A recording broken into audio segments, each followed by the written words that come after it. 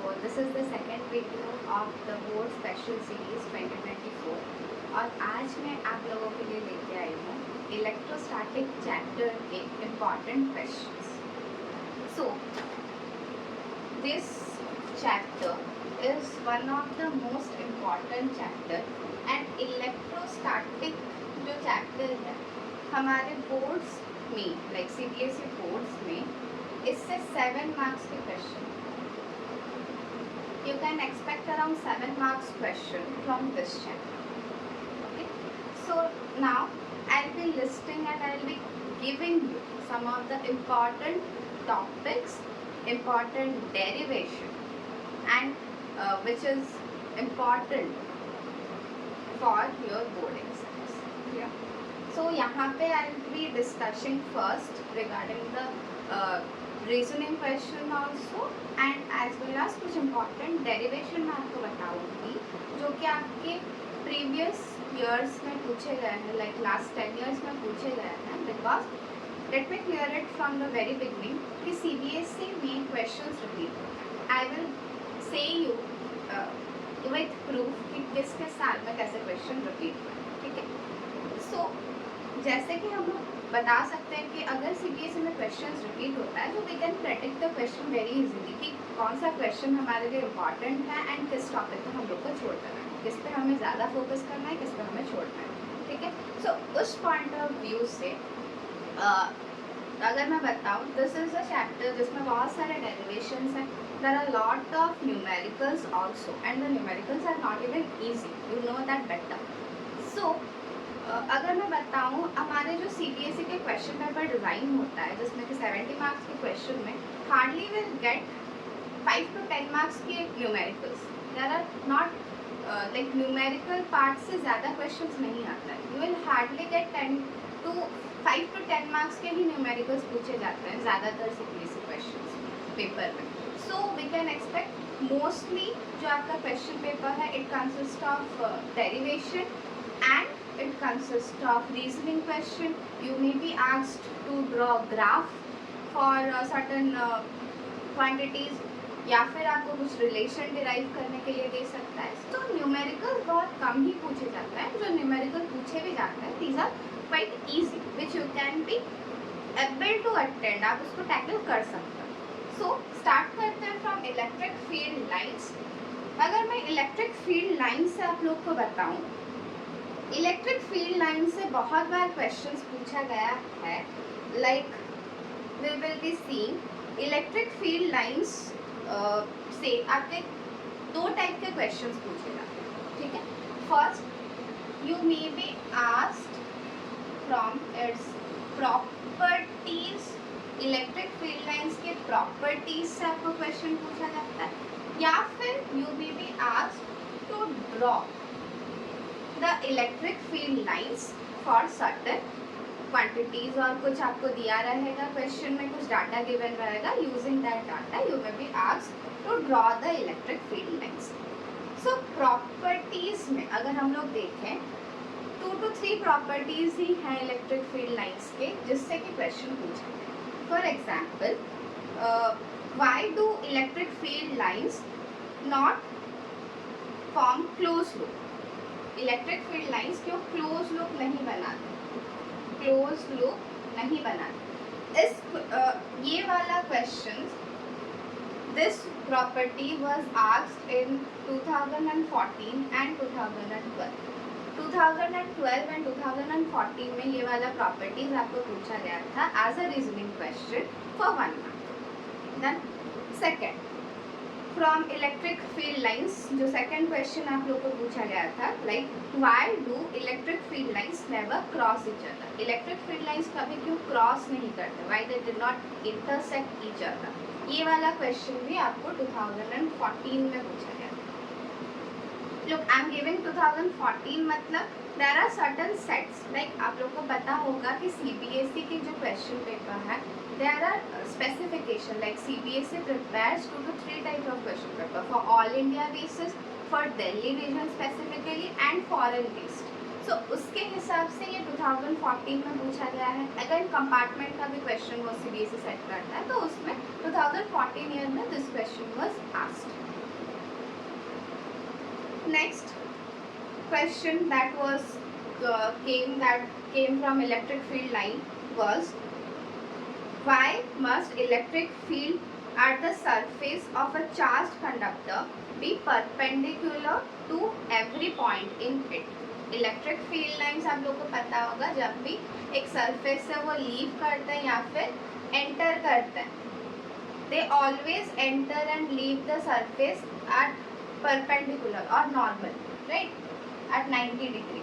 So why do they enter and leave the surface perpendicularly? Why not at some other angle? This was also a question which was asked in your board exams, and this question came again in 2012. ये question 2012 में भी पूछा गया था, 2014 में भी पूछा गया था. So electric field line से हम लोग question expect कर सकते हैं, right? Next, ड्राइंग के ऊपर आए. सो ड्राइंग के ऊपर तो ज़्यादातर हर ही साल पूछा जाता है. सो मैं कुछ मेजर बता देती हूँ कौन कौन से ड्रॉ करने के लिए आप लोग को पूछा गया था. जैसे कि you were asked to draw the pattern of electric field lines when a point charge minus Q करके चार्ज है and it is placed near a uncharged conducting plate. Uncharged this plate conducting plate है ये, and this is uncharged. इस पे कोई भी charge नहीं है and we are placing a minus Q charge near to it.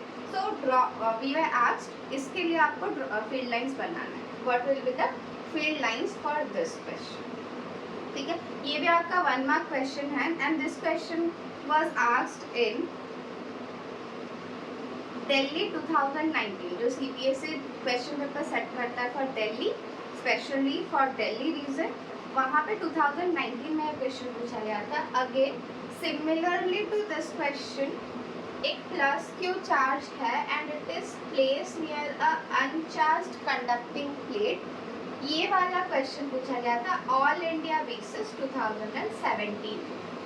So similar questions were asked, right. Again और कैसे क्वेश्चन पूछे गए थे इसमें? You were asked to draw the electric field lines for a electric dipole. इससे question पूछा गया था, करेक्ट. देन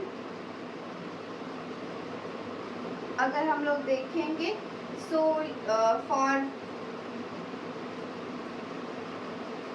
अ पॉइंट चार्ज, एक पॉइंट चार्ज है, उसके लिए इलेक्ट्रिक फील्ड लाइंस पूछा गया है from 2016 and 2012 onwards. ठीक है, so these are some of the important type of question which you can expect from electric field lines. Moving on to the next topic, that is electric dipole.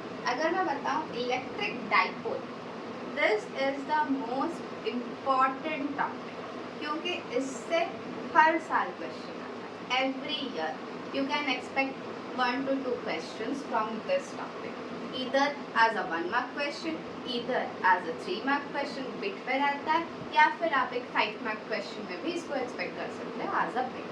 ठीक है, so electric dipole में I have mentioned some of the sub points like dipole moment, electric field due to the electric dipole, torque on an electric dipole placed in an uniform electric field, work done and potential energy of the electric dipole.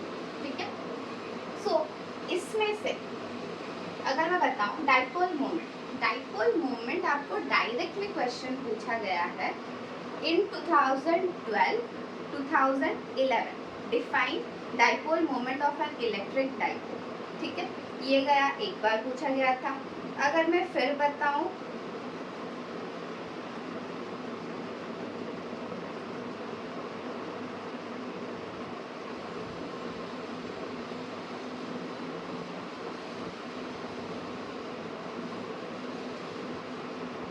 2013 में भी फिर से पूछा गया है. Define the term electric dipole, is it a scalar और vector quantity, and it was asked for a 3 marks question, so उसके साथ एक एडिशनल बिट था, deduce an expression for electric field at a point on equatorial plane of an electric dipole of length 2p।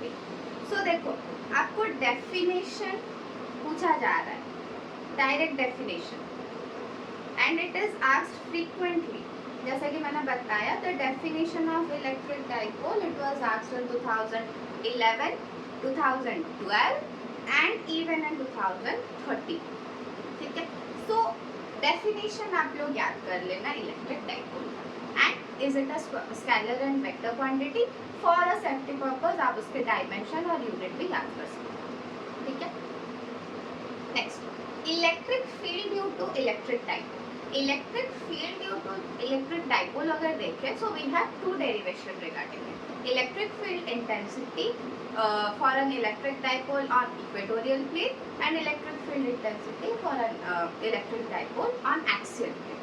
सो ये दो derivation है, ये जो दो डेरिवेशन हैं, दीज आर इम्पॉर्टेंट क्योंकि इससे भी क्वेश्चन पूछा गया। लेकिन जैसे कि मैं बताऊं, आपको क्वेश्चन पूछा गया था, derive the expression for electric field at a point on equatorial line of an electric dipole. 2017 Delhi में पूछा गया था, जो दिल्ली रीजन के लिए जो सीबीएसई क्वेश्चन सेट करता है उसमें पूछा गया था। अगेन आपको पूछा गया था 2013 में, जैसे कि मैंने बताया कि deduce an expression for electric field at a point on the equatorial plane of an electric dipole of length 2a। This one ये आपको 3 मार्क्स क्वेश्चन में पूछा गया था। नेक्स्ट फिर से आपको पूछा गया था 2019 में, दिल्ली रीजन में जो क्वेश्चन सेट किया जाता है 2019 में, उसमें पूछा गया था derive an expression for the electric field at any point on the equatorial line of electric dipole. ठीक है, सो इससे आप लोग को पता चल गया होगा कि 2 to 3 टाइम्स तो इक्वेटोरियल प्लेन से क्वेश्चन पूछा गया है। So this is one of the important question. ठीक है, तो electric field intensity for an electric dipole on equatorial plane, आप इस डेरिवेशन को बहुत अच्छे से प्रैक्टिस कर लो। तो से 3 बार आप अगर उसको लिख के प्रैक्टिस कर दोगे तो वो आपको याद हो जाएगा। ठीक है, नेक्स्ट अगर मैं बात करूं एक्सियल प्लेन, तो एक्सियल प्लेन से क्वेश्चन आपके पूछा गया था, derive the expression for an electric dipole on axial plane, ये 2017 में पूछा गया था। तो देखो आपके इक्वेटोरियल प्लेन से क्वेश्चन 2013 में आया था, 2017 में आया था एंड 2019 में आया था। एंड एक्सियल प्लेन से क्वेश्चन 2017 में, this was a 5 marks question. So इसका मतलब ये है कि जो electric field intensity for equatorial point and axial point, आप उसको अच्छे से कर लो, इससे आप एक क्वेश्चन एक्सपेक्ट कर सकते हो। अनदर क्वेश्चन जो कि हाल ही में पूछा गया था, लाइक 2023 में, जो 2022 एंड 23 का जो बोर्ड एग्जाम हुआ था उसमें पूछा गया था, this one is, I am saying it,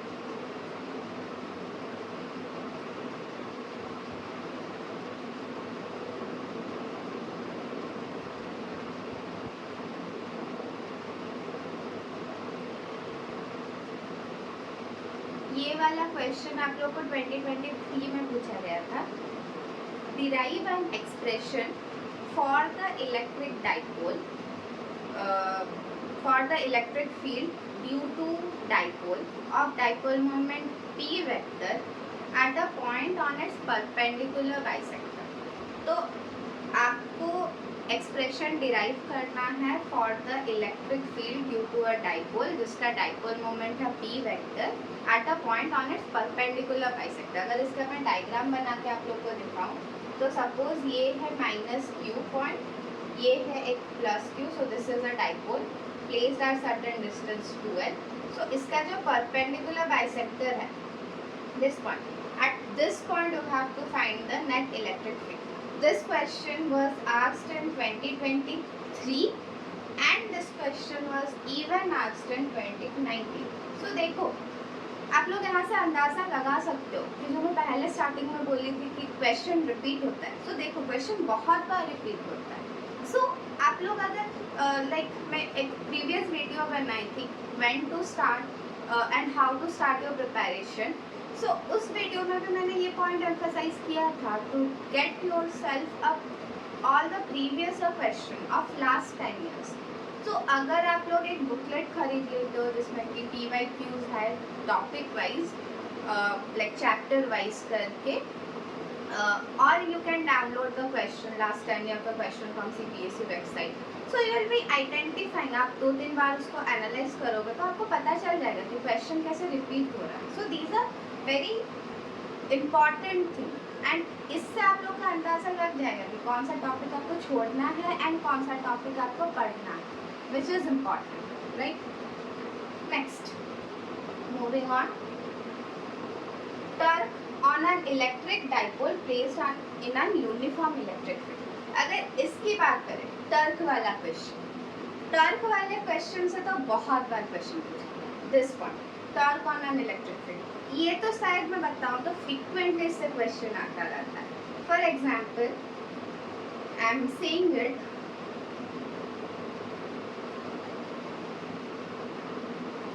for example आप लोगों को पूछा गया था एक न्यूमेरिकल इससे आया था from this torque experience by electric dipole. इससे एक न्यूमेरिकल पूछा गया था.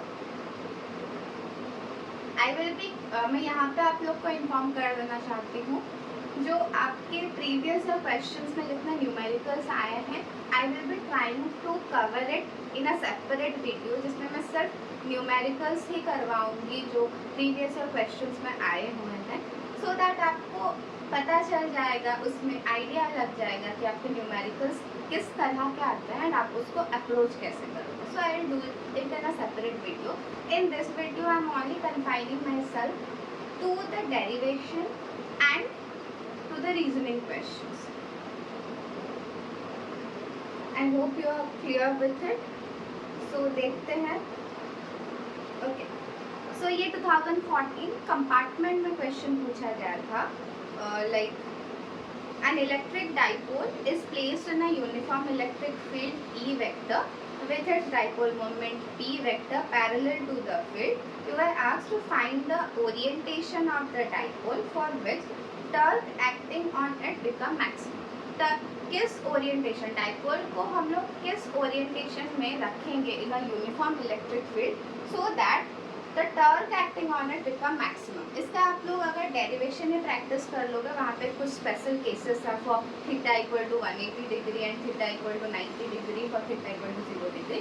उसमें आप लोग को पता चल जाएगा for which case your torque is maximum, for which case torque is minimum and for which case torque will be 0. तो वहाँ पे आप लोग को पता चल जाएगा. So it was a question asked in 2014. और भी बार पूछा गया है लाइक फॉर एग्जाम्पल हम लोग को फिर से पूछा गया था from Turk.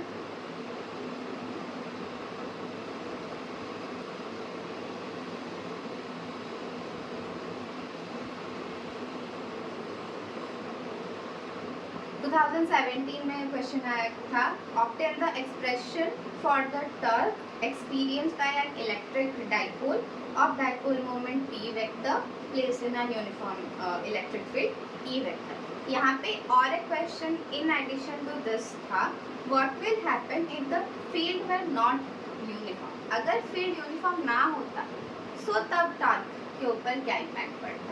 So this was the question which was asked in 2017. Again फिर से क्वेश्चन 2015 में भी आया है. N electric dipole of dipole moment P vector is placed in a uniform electric field. Obtain the expression for the torque experienced by the dipole and identify two pairs of perpendicular vectors in the expression. So यहाँ पे भी आपको पूछा गया है, 2015 में भी पूछा गया है this question.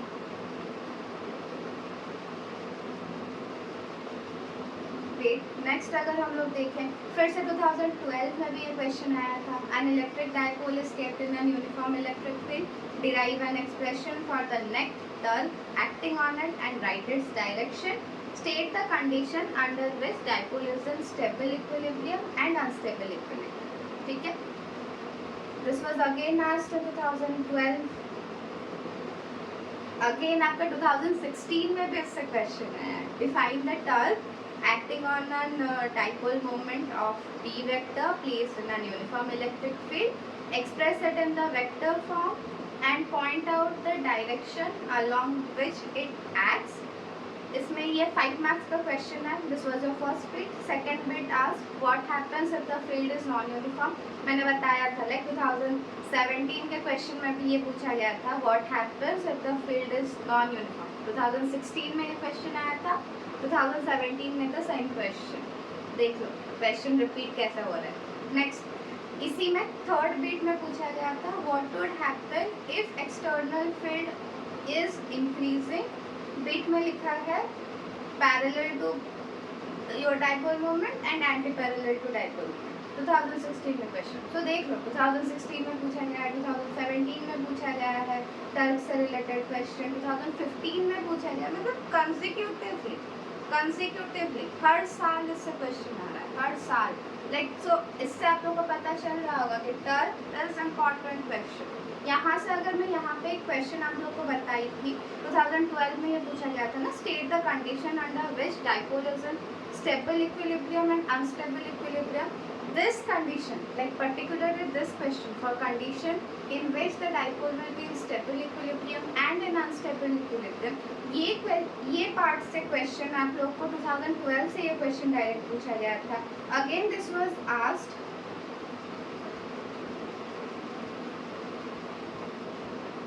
इन 2017 में भी इससे क्वेश्चन पूछा गया है।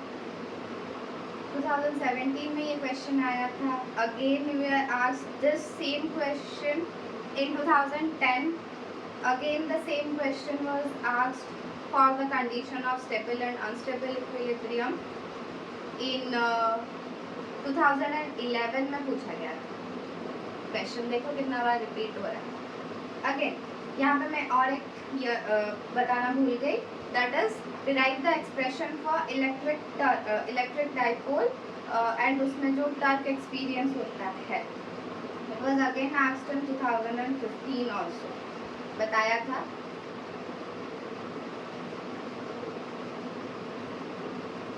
ठीक है, सो यहाँ से आप लोग को पता चल रहा होगा कौन कौन से टॉपिक इम्पॉर्टेंट है, किस किस को ध्यान देना है, किस किस को छोड़ना है, राइट। अगेन और इससे क्या क्वेश्चन पूछा गया है। Again miscellaneously, this are not miscellaneous topic लेकिन दीज आर इम्पॉर्टेंट ऑल्सो। और क्या क्या आप लोग को पूछा गया है फ्रॉम दिस पार्ट और from this section is draw the graph of E versus R। आप लोग को पता होगा इलेक्ट्रिक फील्ड पूछा गया है, electric field, let me clean it.